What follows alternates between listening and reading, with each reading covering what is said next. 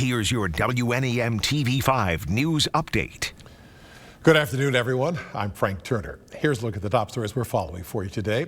The Michigan Restaurant and Lodging Association releasing results of an industry survey showing businesses struggling to meet soaring demand.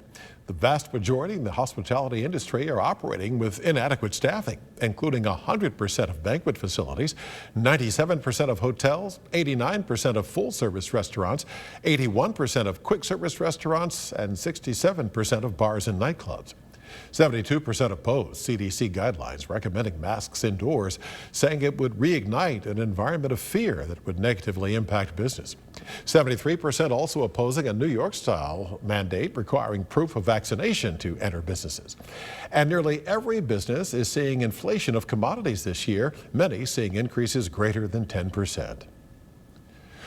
The state wants to hear your questions regarding a proposed asphalt plant in Genesee County. Ajax Materials Corporation wants to build near East Carpenter and Energy Drive in Genesee Township, but neighbors have expressed concerns over potential air pollution. The Department of Environment, Great Lakes and Energy held a virtual public hearing on the proposal last week. Agency officials will take questions in person tonight from 6 to 8 at Genesee Township Hall. The public comment period ends Monday.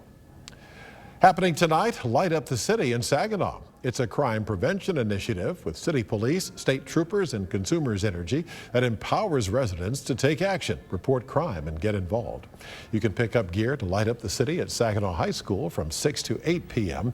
It's a drive-through and walk-up event.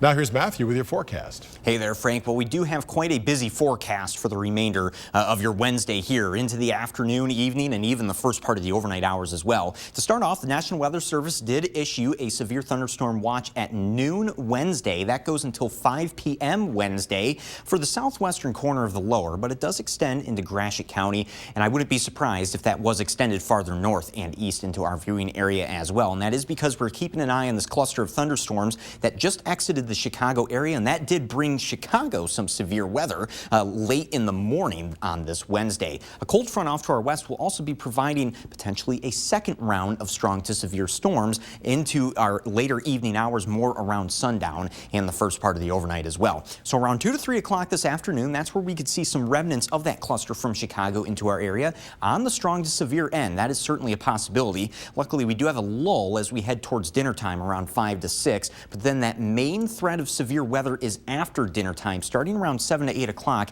and again lasting more towards midnight tonight. We're looking at all hazard types possible with damaging winds, hail. Also, isolated tornadoes cannot be ruled out today, as well as we do have this organized line moving through ahead of that cold front there. The Storm Prediction Center has everyone under a level 3 or a level 2 risk for severe weather today. So that first one 5 hour by hour, again showing that line moving through from west to east starting around 7 o'clock in our western counties, near the Tri-Cities into the Bay, the north shore of the Bay, also our southwestern counties by around 9 o'clock, then more widespread into the thumb, but still heavy downpours, heavy rain, and definitely there will be lots of lightning at times too, more closer to 10 o'clock there towards the thumb, also I-69 and around Flint as well, but then we dry out for the remainder of the overnight with partly to mostly cloudy skies, then mostly sunny skies for your Thursday, with another chance for thunderstorms coming back in after sundown on Thursday there. There's your forecast though today, a high of 87 degrees, breezy with 25-mile-per-hour wind gusts. Tonight we settle down into the lower 70s, also still mild and muggy and breezy as well. The 7-day forecast showing smaller shower chances for Thursday and Friday.